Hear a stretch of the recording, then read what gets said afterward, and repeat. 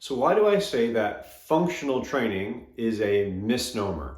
I believe that either all training is functional or no training is functional. And hopefully in this video, I'll be able to explain more of what I mean by that.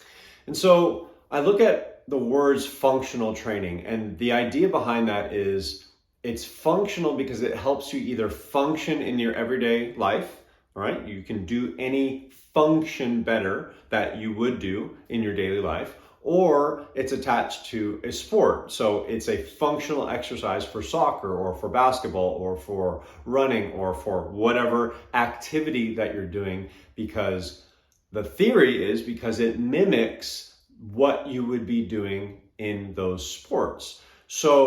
Or in those everyday activities. And so I look at that and I go, okay, so what's the goal? The goal is to perform those activities better. And that's why you're doing said functional exercises. So if I have this functional training and the whole goal behind it is to have me function better in those activities, why are those exercises functional but other exercises are not? And this is why I say it's a misnomer, is because every exercise can be functional to some extent. I'm going to take an exercise that no one in the functional training world, or even if they're not in the world, if they are comparing these things, they would never call a triceps pushdown or a triceps extension, standing cable triceps extension, whatever you want to call it a pushdown, all right? You can do it with a rope, you can do it with a bar, you can do it with a triangle, you can do it with single arm. That exercise would not be, I would think, considered a functional exercise. Why would I say it's functional? Well, think about what you would do on a daily basis or in a sport or what have you. If I am going to use my body and I'm going to push, I'm going to have to extend my elbow, okay? I'm going to have to push something. I might just have to, if I fall and I'm old, I might have to just push myself off the ground. That is a function of the tricep. So technically that's functional, but you would never say that. But let's just take it a step back. If I'm a person who likes to bench press, I'm a power lifter, all right? And I want my bench press to go up. I might want to work on my triceps to get my bench press higher. So I might use a triceps extension to help my bench press. And then that would be a sport specific exercise for my functioning of pushing the bench press. Okay, let's just say I'm a football player, all right? And I do a pushing movement because I'm an offensive line and I have to push the defense away. I bench press, but I also do tricep extension because that helps my bench press. So technically, that triceps extension is a functional exercise for that. Oh, well, that's not functional enough. I guess what you would say a functional exercise would be a standing pushing movement by thrusting through my legs and pushing. So maybe like a landmine press, all right? Landmine with a barbell stuck into the corner of a wall, driving up. That might be a more functional exercise, again, quote unquote, for the activity of the offensive line. But what I would like to say is even that triceps extension exercise would be functional for that offensive lineman. Even if he did no other exercise than just doing a triceps extension, that would help him function better in his sport. Remember, the goal of functional training is to function better in the everyday activity or in your sport or activity that you choose. I'm choosing an exercise that's going to help me function better in my sport. Now, are there more levels of functionability? Of course. Like I said, a bench press is going to be a much better exercise for the pushing motion than a triceps extension. I do extend my elbow on a press. Okay, I do extend my elbow on the triceps extension, but I extend my elbow and I also abduct my shoulder, all right, as I'm doing a press. So I'm going to be using more of my chest, shoulders, and arms together in that movement, so a bench press might translate better. A landmine press might help me translate more on the legs, but here's where I would play devil's advocate. If I want to maximize that tension through certain muscles in my body, if I'm if I have to pick and choose, all right, how much tension can go through because I've got a limiting factor of my hip rotation, let's just say, or my shoulder strength, okay, that minimizes that on certain levels, the stress that's going through certain parts of my body, right? And that's why I like the big five movements of, bench pressing, squatting, pulling down, hinging, deadlifting. Those types of movements are looked at as so superior for a lot of people because they kind of encapsulate all of the muscles that you would need. And I would say those might be the most functional exercises of all if you really want to put them there. But I don't think the functional training community would say that about a bench press.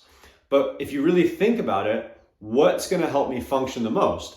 My muscles getting stronger, the muscles that I want to use in that activity, those muscles getting stronger through that activity or through that exercise are going to really help me do that activity better. So you could splice up exercises and make them one leg and do all sorts of different things. But at the end of the day, if I get stronger, no matter what exercise I use, that's going to help me function better. So then that begs me the question. I go, well, then doesn't that mean that every exercise is functional at some level? The varying degree might be kind of a personal choice or a time constraint or a level of how I can actually do that said exercise. So let's just say I don't have the capability to do a bench press, but I do have the capability to do a triceps extension. I would say probably, all right, if I can't do an exercise, I'm going to go with the exercise that I can do. Well, you can probably do a push-up. Well, what if my wrist is the limiting factor and I can't do those, but I can do triceps extensions? Those will help me function, even if it's just me getting off the ground, even if it's me doing some form of pushing exercise. I would say the most functional training that you could do of all is to train your entire body, because any activity we do, we use our whole body. You bring yourself there. So I think what ends up happening with something like functional training is because you are doing something more dynamic, like a movement that mimics something like I said, the offensive line pushing. Because it looks similar to that, we think, oh, we're using more muscles in that exercise, so therefore it's going to be more functional. Well, that would be true if you were only going to do one exercise. Like I said, if I was only going to do one exercise and it was triceps extension, on the varying scheme of exercises, it wouldn't be that functional. But that's not what people are doing.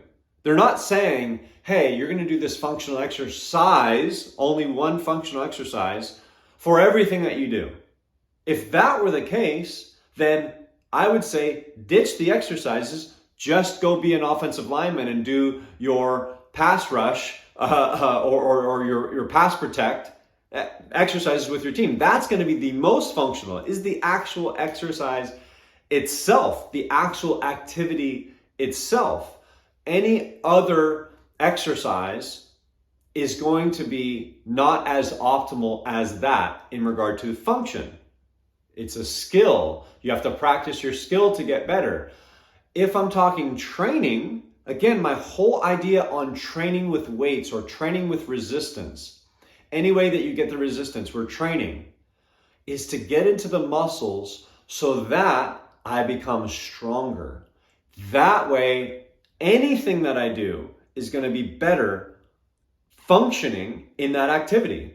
Whether it's just getting off the ground, whether it's running, whether it's pushing, whether it's playing a sport, whether it's doing anything, because my body is going to translate over into that activity. If I feel stronger, then the thing that I'm moving is going to feel lighter. If my body is that thing that I'm moving, I will feel lighter and I will move faster. I will move more efficiently. I will be able to do that activity better if I keep that skill level up. If there's no skill involved, like getting myself up off the ground, somebody might tell me that there's skill involved with getting yourself up off the ground. There probably is. There's probably a sport designed all around people falling down and trying to get back up. All right, I've seen a lot of different sports. But if there's something that's very low level skill involved, like I said, just pushing yourself up off of the ground, then I don't necessarily, I'm going to get more transfer to that from just a general exercise. But I would say that That's the magic of general exercises, is they're going to translate into anything. Whereas if I do more specific activity, that adaptation is only going to translate into that one thing. And so that's what I'm saying with the functional exercise. If I'm doing these functional exercises and I'm getting so very similar to my sport or my activity that I'm doing, why wouldn't I, number one, just do that activity? Because I'm learning a separate skill now. So if it's very, very similar, but it's with extra weight, it's a separate skill. So I would rather work the body and get the functionality of being stronger, especially if that's the reason why you're doing something with weight, because you're trying to get stronger. You're not necessarily working on. If we were going to get better with our skills, if I was going to get better at skill movement, like just say throwing a football in the gym, why would I go to practice? When you take it to the extreme, it sounds extreme. It sounds ridiculous. But that's basically what we're saying with functional exercises. You'll get better by doing this than you will by running or by throwing a football or by doing your pass protection. You'll get better at that. I think that you will get better if you get stronger. And that's why I'm saying the most functional thing you can do is train your whole body. And that's why things that hit more muscle groups, like the big 5 exercises, like the push, pull, squat, lunge, hinge, deadlift, row, press overhead, press forward, those types of movements, those are going to give you the most bang for your buck. Why? Because they're hitting most of the muscles in your body. Now, if you have more time and you can do a more intricate program to do things, then hey, you can then do maybe a triceps extension. That might fit into your program because that's going to stress the triceps more than a bench press. A bench press is definitely going to stress them, and you're going to need that. But what else does it use? It also uses your shoulders, your deltoids, your chest, okay? So I'm going to be using more muscles, so I won't necessarily get to those triceps as effectively. If it's the only thing I have, it's going to be effective enough. But you see where I'm going on this? Anything can be functional, but the main functionality is using your whole body, training your whole body. When I do a functional exercise, it looks like I'm training more of my body, but I'm going to have to sacrifice one thing for another. Like I said, with that landmine row, if I'm doing that, there's going to be limits that I can do. Plus, when I'm doing that, my legs aren't really working that hard. I'm getting more of a shoulder and arm and like a torso workout with that. Although I'm standing and although I'm pushing through the ground and it looks similar to pass protection, I'm not really getting an effective workout for my legs. So I'm missing out on the legs. Well, then I have to do another functional exercise for that. But you see where we're going with this?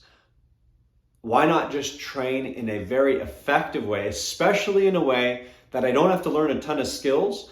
Squatting, benching, deadlifting, those things do have skills. That's why I say use a machine. Get rid of the idea that I need to learn this skill, unless if I really like doing that, unless if those are the only tools I have. There are so many things that you could be doing that are less skill involved, that go directly into let's work hard, let's stress the muscle. And guess what? You're going to get that functional ability from that because your body gets stronger. So I don't believe in functional training. I don't think that there's a reason to do it unless if that's the only thing that you have at your disposal. And you are really training those muscles effectively to fatigue, being able to overload them, being able to do things consistently. That's one of the things that I ran into when I started doing a lot of this functional training. I started going, as I start overloading these things, as I start trying to improve, making it more of a challenge by adding more weight, it starts to change the exercise. I can't perform the exercise as well. And so my form changes. And so then I change literally the exercise that I'm doing. And that's a different skill. Whereas if I can do the same exercise in the same form and I can continue to overload, that's how I'm going to track my progress. And that's how I know that I'm going to be getting stronger. And like I said, as long as I'm doing my other activity, I'm going to continually get better at that activity because I'm practicing my skill and my body's stronger That's going to translate to any activity. So either all training's functional or no training's functional, but I think doing functional exercises are, for a lot of people, a suboptimal way of training, especially for sports and especially for everyday activities. I think the best way to train are looking at those muscles, what's the function of those muscles, and really providing resistance against that function of the muscle so that the muscle has to work hard. At the end of the day, that's going to be functional because I'm going to bring my body with me in any activity that I do. That's it for today. Until next time, I'll see you then.